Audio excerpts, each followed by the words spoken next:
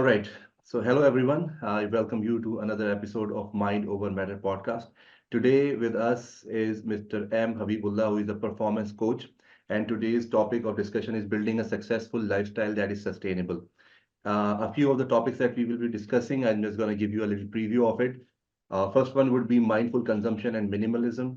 The second part would be financial wellness and long-term planning. And the final part would be community engagement and social connection. All of these things, as you know, and you must have guessed, that are related to your self growth, your personal and professional growth. So we are hoping that this would be a very fruitful and very insightful session for each one of us who are watching, and for us as well, because there's always a learning, opportunity in every conversation. So let's just welcome Mr. Habib. Assalamu alaikum. Welcome to Mind Over Matter. Walaikum salam, Fahad. Thank you so much. And I am super excited to talk about this amazing topic that you just mentioned. All right, please, it's over to you. Please begin whenever you're ready. Okay, so we're going to start with mindful consumption. Uh, as human beings, no matter what part of the world that you're born into, you are given a clauses by your family, by your relatives, by your pedagogues and preceptors, and by your peers. And for a certain amount of years, you consider yourself that you are growing and progressing in life through that clauses, through that system. But when life hits you and your peers, the classes that they gave you, that classes could not help you anymore. There you come to understand, oh no, I need to break this bubble, I need to get out of the box, and I need to understand life in an entirely different way. There comes mindful consumption. Now, what is mindful consumption? Uh, to keep our physical body intact and in line and make sure that we are in full strength, we make sure that we eat properly, we eat healthy food, and we eat on time, and we make sure that our diet is in line, and we make sure that we are exercising properly. So that's our physical consumption. But when it comes to mindful consumption, the case is entirely different. And mindful consumption is as equally important as physical consumption. Uh, Now, how it starts? The very first source of mindful consumption starts with your eyes, right? When you wake up in the morning, no matter what time you wake up, I'm not going to, roar that, 5 a.m. club or 6 a.m. club or 7 a.m. You can wake up even if 1 p.m. or 2 p.m. Whenever you wake up, go out and Robin Sharma. It's an amazing, I'm it's an going to tell amazing you book. It's an something amazing before book. you continue. So why do I have this book here? It's not here because I like this book or I suggest other people to read it. Okay, so it was supposed to be a surprise, but I'm just gonna give a little sort of a teaser to my upcoming podcast. It's gonna be about this book. Should you spend your time? Is it worth reading this book, 5 a.m. Club by Robin Sharma? Robin So Sharma. I'm what you just said. I just don't wanna talk too much about it, but I'm not really in favor of this book or these sort of books. Please continue. Okay, rest in peace, Robin Sharma. Oh, my bad. Okay, so now whenever you wake up, uh, and again, whatever part of the world that you're living in, the first thing you should do, what you see, go and see sun. Look, look into the sun, and if you cannot just face the sun, right? If it's the light is very sharp, just look right beside the sun. Take that sunlight, consume that sunlight. The very first thing that it will do, it will take away negativity, anxiety, and it will activate positive, you can say, hormones in your body, right? And it will give you a very refreshing morning, right? Very refreshing start of the day. I'm not going to use the word morning, right? A very refreshing start of the day, even if, because there are people who are night shifters, there are people who are day shifters. So whenever you wake up, that's your morning, buddy. So number one thing, your eyes, right? Number two, uh, okay, so let's just talk more a bit about eyes as well. The content that you consume through your eyes. What kind of movies do you watch? What kind of content do you consume? What kind of videos do you watch? What kind of scenes do you watch? That makes up your mind to an entire different level where you get to build your personality without you knowing or not knowing. Sometimes we become a person. You don't plan to become a person that you are this certain person, that you're introverted, you're an extrovert. You don't become that. So it starts with your eyes. Number two, your ears. The very first starting hour of the day, what do you hear through your ears? It starts making up your mind. So I was listening to one of the podcasts where this person was saying that when I used to drive my car on the road, I would listen to hip hop and I would listen to country music and stuff like that. And by the end of the day, I would see my body would make actions like that. My body would take action after inspiration through those songs. So whatever you hear, you're consuming it. And either 1%, 2%, or 5%, it is going to impact your body to take action accordingly, right? I've heard And then, somewhere, uh, or I maybe may have read it somewhere that what you consume is what you become. I hope I'm quoting it right. exactly, So I think that's what you're talking about here, 100%. and I agree to that. Exactly, 100%. 100%. I'm going to give an example for this one.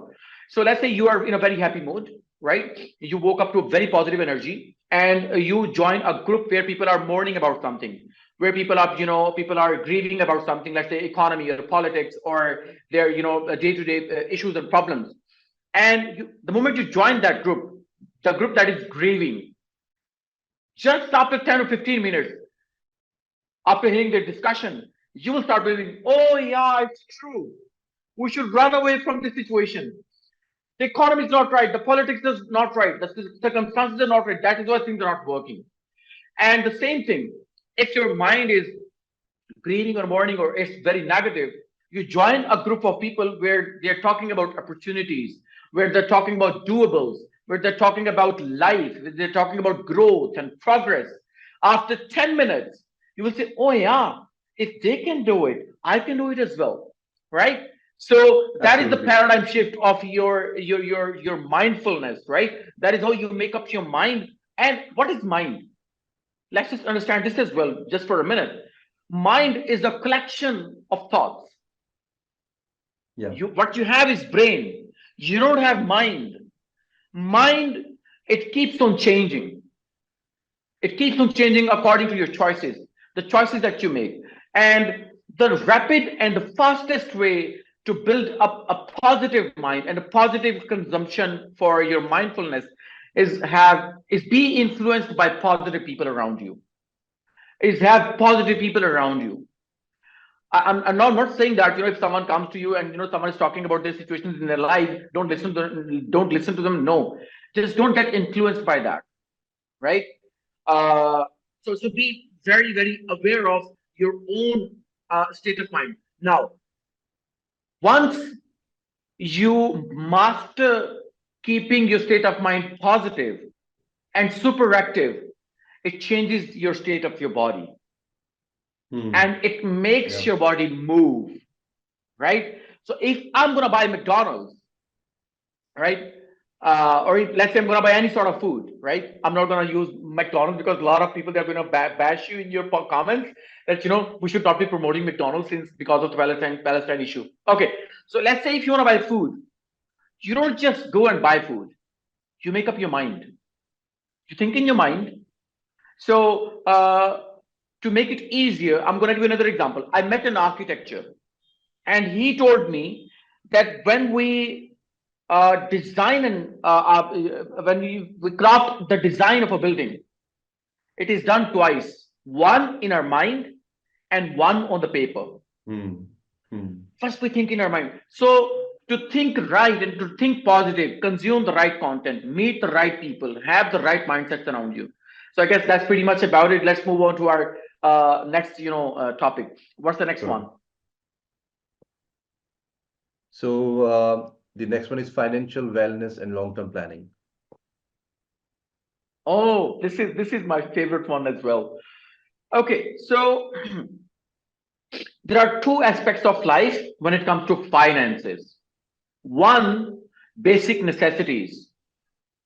Now, most of the people who don't make up in their life, who do not become successful financially, who do not become, there's this term that is called financial freedom, who do not have financial freedom, is because they make their basic necessities the mission of their life. Your basic necessities is not the mission of your life. That is, there is a certain amount of risk, there is a certain amount of money that is promised to you that you're going to get it. There's a portion that is in your name that is written, and there's a process that you have to get to work. You have to do things. Either you're into service business, or you're into product business, or you are doing job, or you're doing your own business, right? Whatever you do, but do not make it purpose. Your vision should be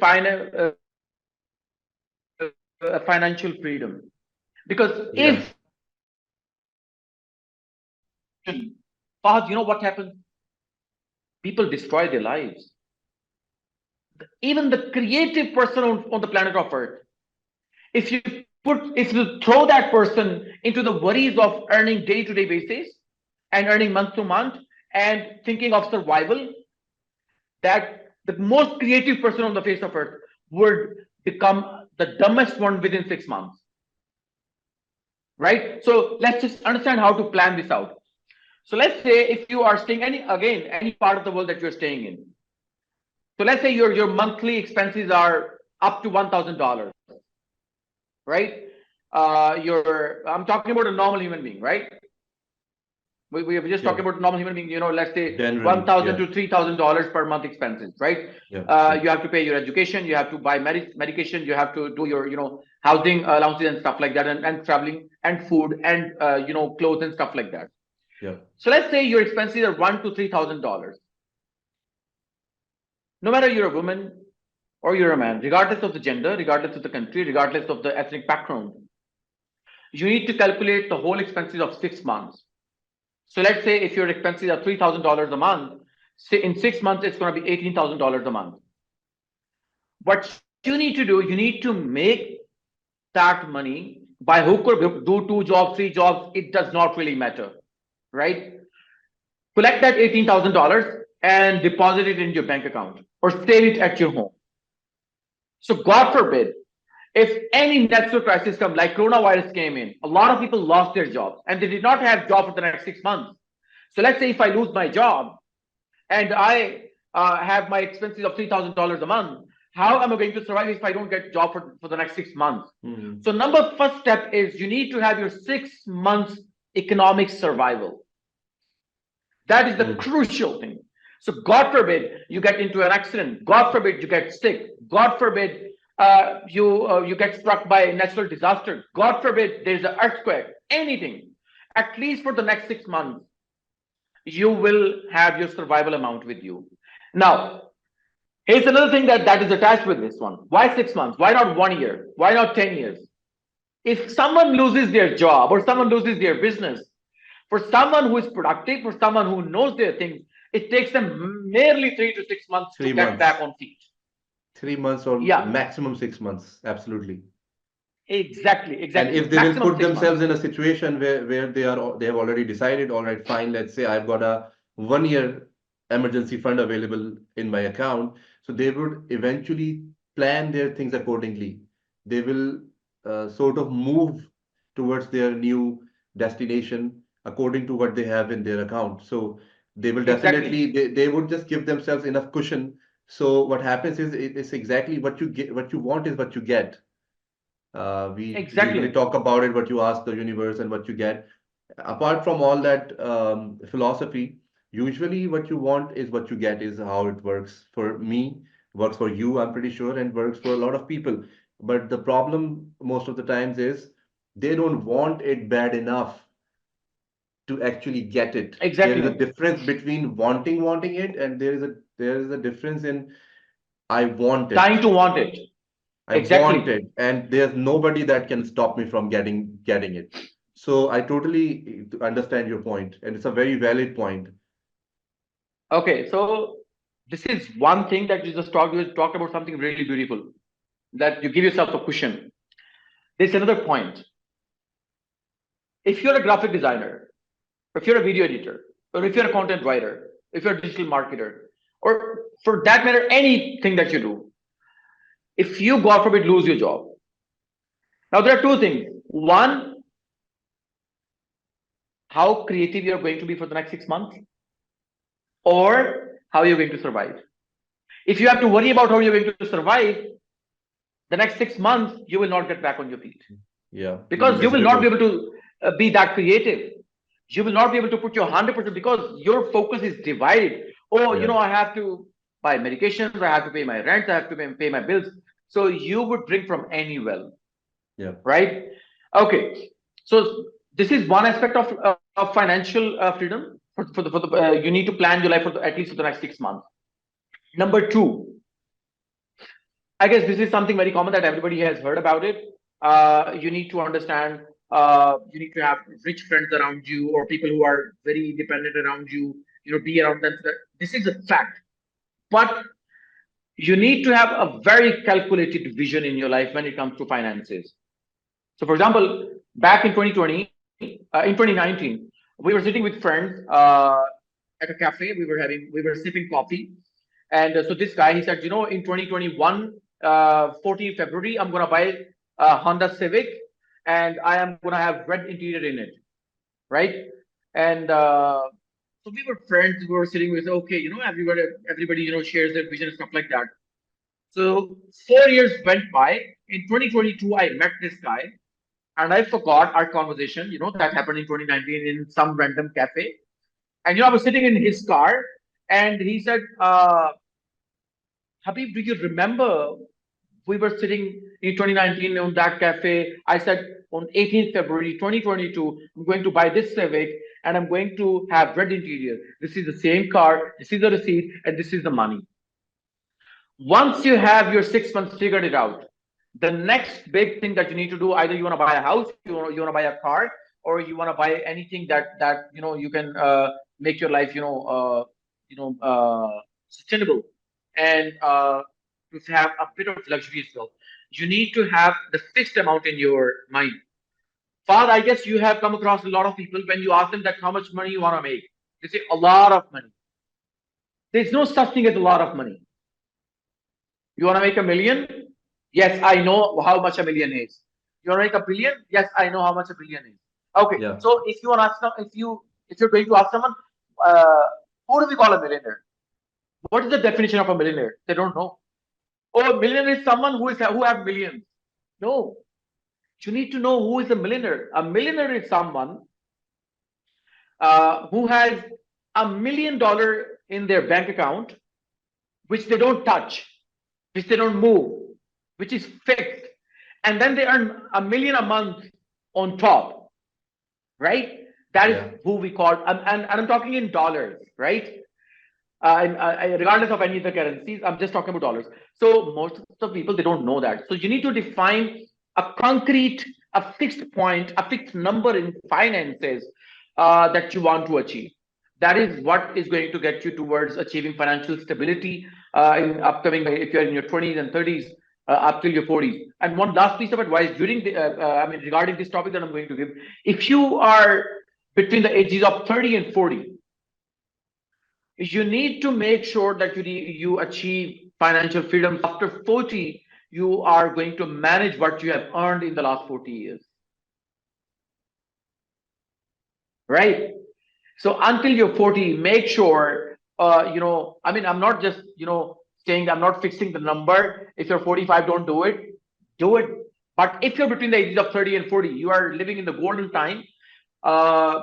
With your skills, with your knowledge, and with your time, and with your energy, and with your physical and mental energy, you need to use these 10 years productively so that you can spend the next 20 years. Let's say if you're going to live up to 60 years, right?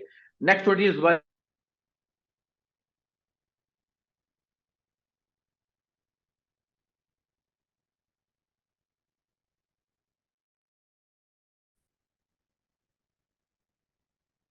I'm sorry, I had a call, so there was a Yeah, I network lost you there.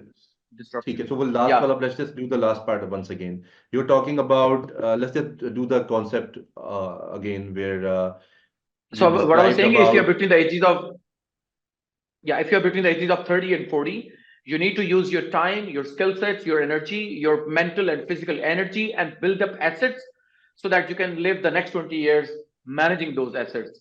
And you can travel around and stuff like that. So that's a bit about financial stuff. It's a very yeah, long topic, but in short time I tried my yeah, best. ideally, in an ideal world, we should be able to do that. Unfortunately, um, not around not around the world or globally, but at least here in Pakistan and in the subcontinental region, Southeast Asia, we do not really have any financial knowledge here, and we do not really know what to do with our financing and how to save and invest our money.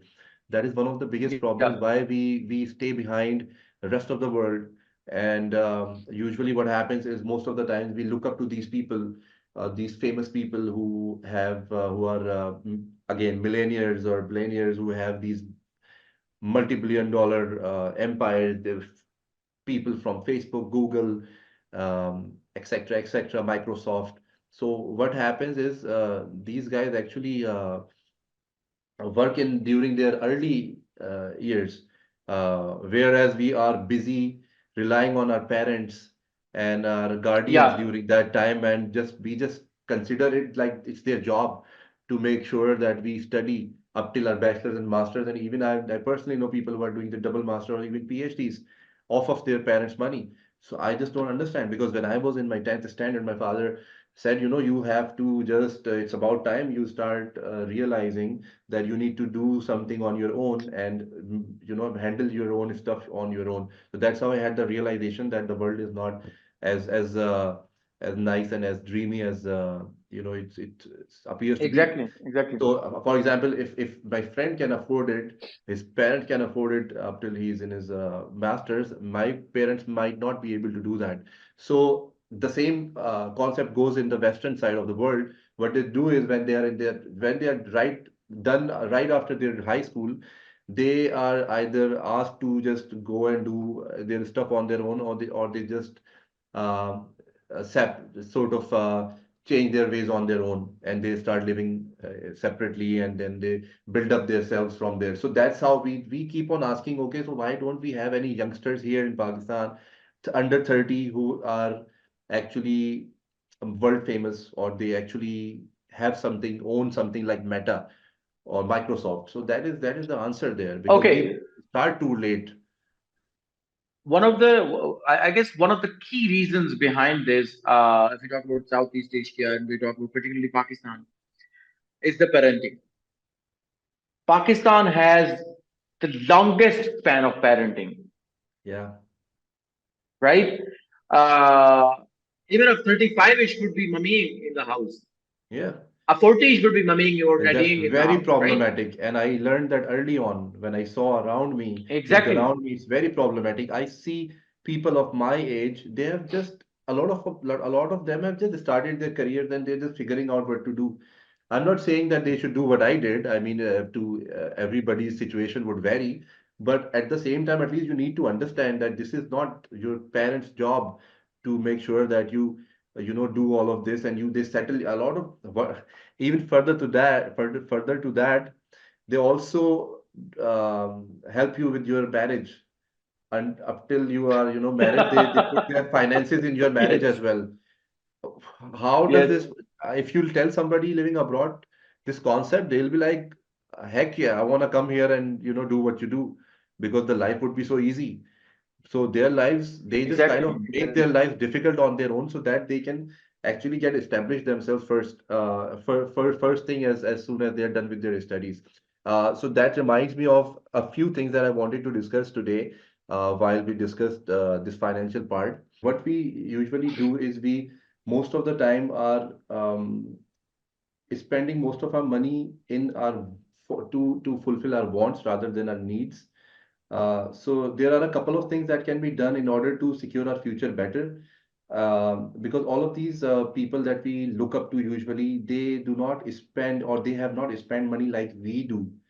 I mean, so what we usually do is we look at these people and their lifestyles and try to follow them while not understanding that we do not have that kind of money that they have in the first place, number one. And number two, most of what they do when they appear on TV, they are paid for it, and most of their clothes and everything is sponsored.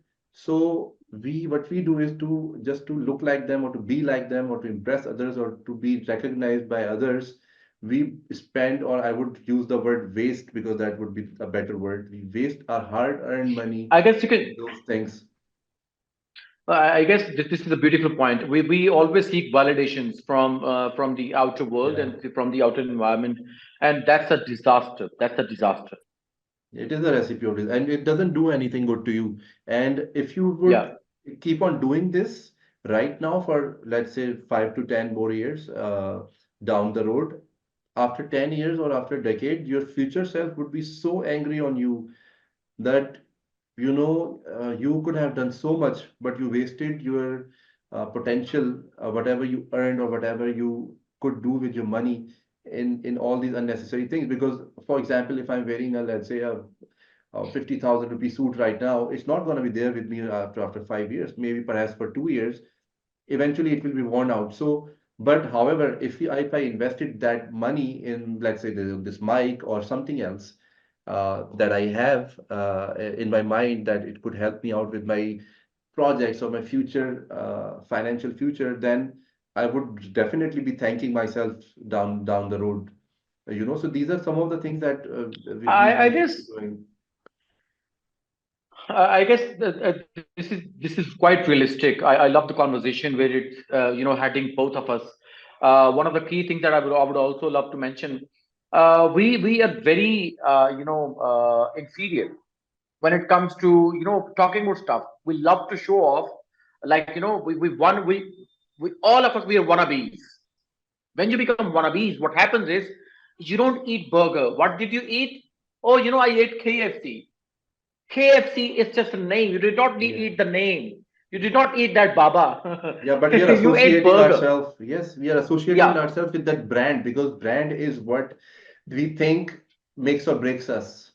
That is our main problem exactly. because I a lot of times during various workshops I I'll keep give you on an example. I'm, mentioning I'm this and sorry, I'm reminding interrupting people. you. Please go ahead. It's a beautiful example of Benazir Bhutto.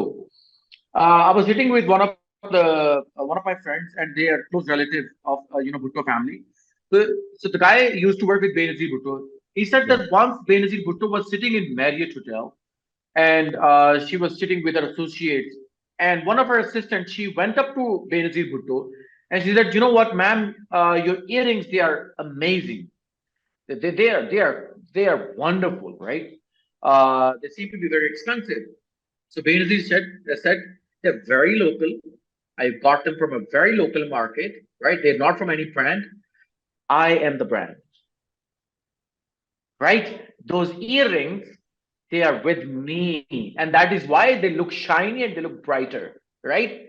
So you yourself become a brand, and anything you do. Absolutely. I usually give an example. Once Shah Rukh Khan has become a brand, once James Bond has become a brand, Tom Cruise has become a brand. Now, even if they're just gonna buy a simple cup, a simple mug, It will add value to right? it. That simple mug, yes, that simple mug is gonna be backed Worth a by thousand value. dollars probably. Yeah, yeah. That is the reason Exactly. why So that's about it. these basic simple things go into auctions later on, Yeah. whatever t-shirt somebody has used. So that's how it is. And this is why I keep on telling people that stop trying to impress people by wasting your hard-earned resources in it. And other Yeah. people's acknowledgement, other people's acceptance, and their validation is not going to do any good to you. And if they are not accepting the way you are with the current situation you have, you just change the company rather than you finding new And they clothes. will not like you anyway. They will not Exactly. like you anyway, You'll right? find something else Behind later your on. backs, they will not. Yes, yes. They will always have a Uh, problem. I u- I usually to wind this topic up, I would say, uh, do not look or do not work to impress others.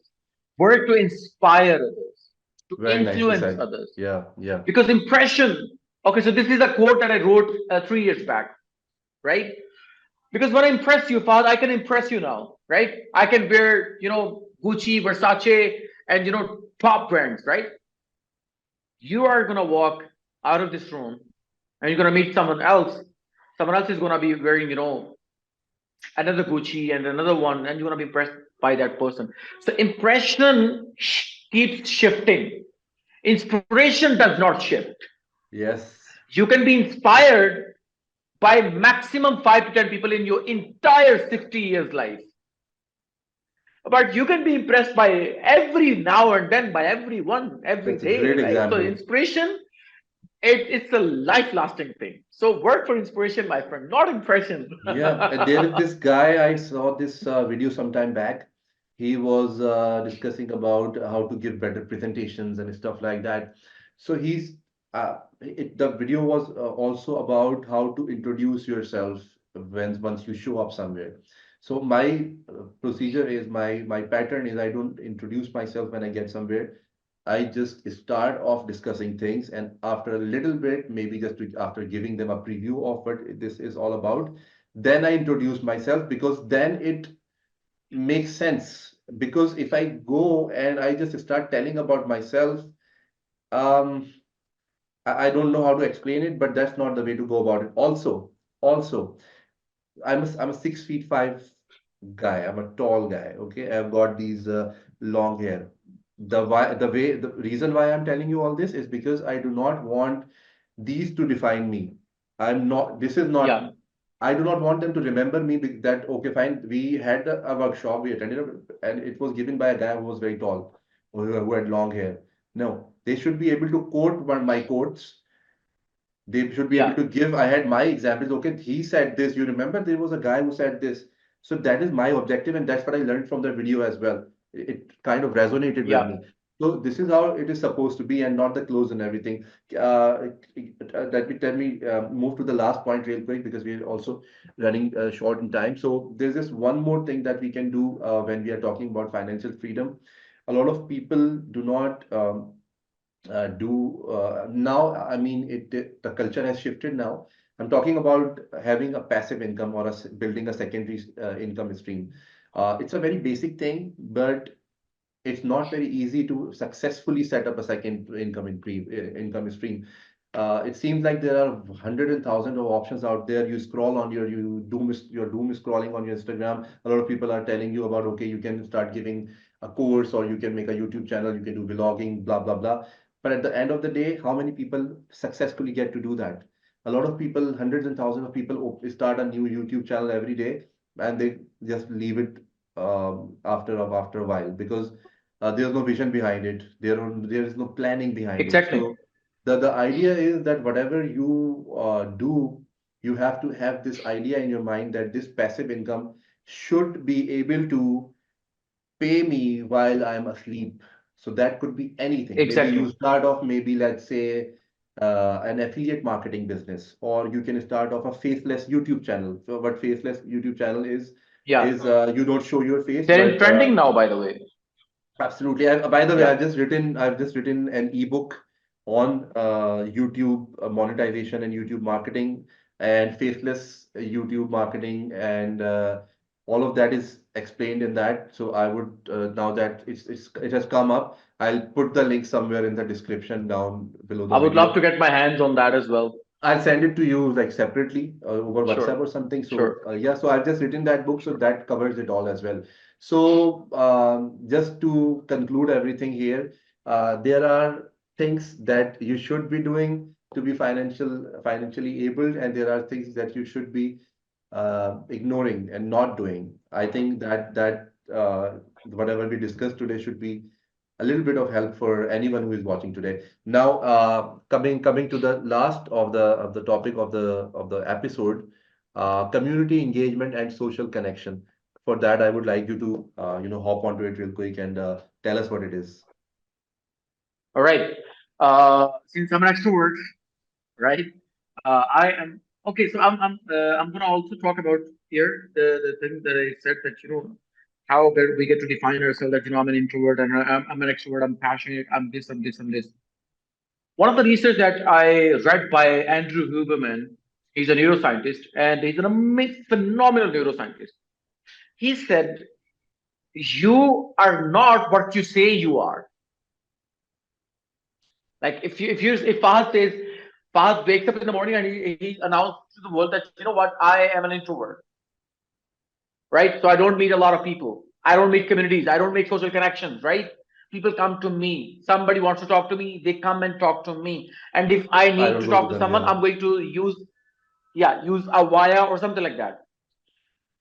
Science says you are what comes out of you when something happens to you. So let's say if you're on the road, right? God forbid you get into an accident, right? That Fahad is the real Fahad. What is going to be, not the simultaneous one, but the sudden one. So the sudden action that comes out of your body, that is who you are.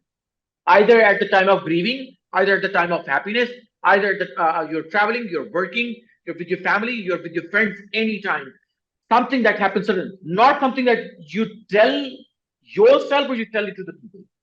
We need to understand this before we go and build community and build social connections. Now let's just understand how important it is to build communities and social connections. Uh, we all know that mankind is social being. We all are social animals. One way or the other, we have to connect with people. We have to have connections, right? I usually ask people this question, Fahad, and believe me, nobody has been able to answer this question. If I ask you that you're happy, how do you know that you're happy? What defines the moment that, oh, yeah, this is happiness? A lot of people, they go void. They just don't have answer for this. You get to know that you're happy when people around you, they start telling you, oh, look at you look happy today. So I'm going to give an example. In our culture, when a sweet comes from relatives, and then let's say your parents are not at home, now you have saved that sweet box, and you're waiting for your parents to come into the home, and you have to tell them, oh, uh, this and this uncle and aunt, they gave us this sweet because for the engagement of certain and certain. Now you're waiting for your parents to come and be the part of your happiness, and they tell you, oh, our son is happy, our daughter is happy, our friend is happy, our teacher is happy, our so and so is happy. So we need people to for us, for ourselves, to feel our own emotions, right? For our own survival. And number two, if we talk about, there are two aspects: personal development and professional development. For personal development, you need few people who are backed by growth, value, productivity, platonic values.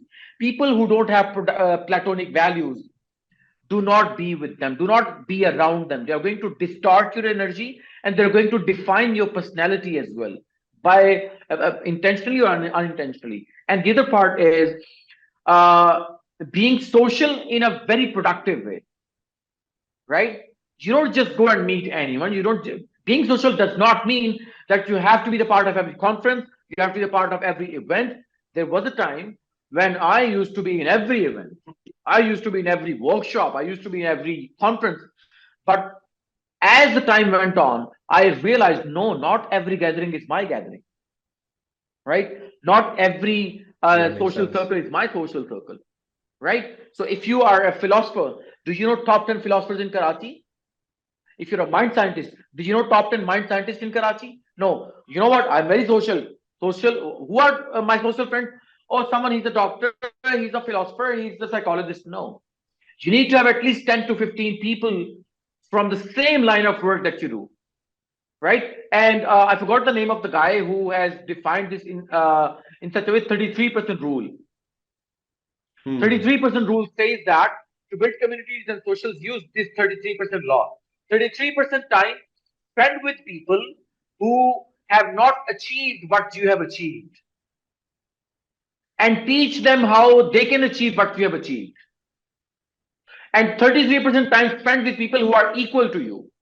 in finances, in professional achievement, in personal achievement, in overall in life, right?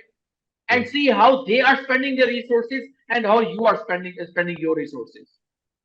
And the last 33% spend time with people who are there where you want to go, where you want to reach, and go and learn from them, right? So you need to have a very diversified group of people around you, right? And the other aspect is that if, let's say, 33% time you spend with people who don't have something that you have, it's going to make you humble, right? Oh God, at least I have a car. At least I live in my own house. At least, I have my own podcast. At least I have my own social circle, right? And then goes the other 3%, 33 and 33. So if you can live by this 33% rule, you will have every kind of network in your circle. So social circle and community. One last thing that I'll tell you about this one. I have never applied for a job. I have never applied for a job. It always worked through my social circle. People know me like I'm a performance coach, so someone would refer me, right? Oh, we know Habib, he's a performance coach. Why? Because my social media that I'm posting stuff over there, it's all about personal development, but professional development. I don't post about politics. I don't post memes. I don't post, stuff that is not relevant to my line of work. So one of the key things that, since we are living in digital world, it's a digital village now, digital global village, I would say now. You Yeah. need to build community on LinkedIn, community on Facebook, community on Instagram, Snapchat, Twitter, TikTok. TikTok is it's very productive if you use it in a productive way. So you need to follow people who are some of the top names that I'm going to mention. Andrew Huberman is one of the phenomenal guys. If someone is interested in neuroplasticity or neurosciences, if someone is interested in meditation and mind sciences, Vishan Lakiani is an amazing, phenomenal guy from Mind Valley, right?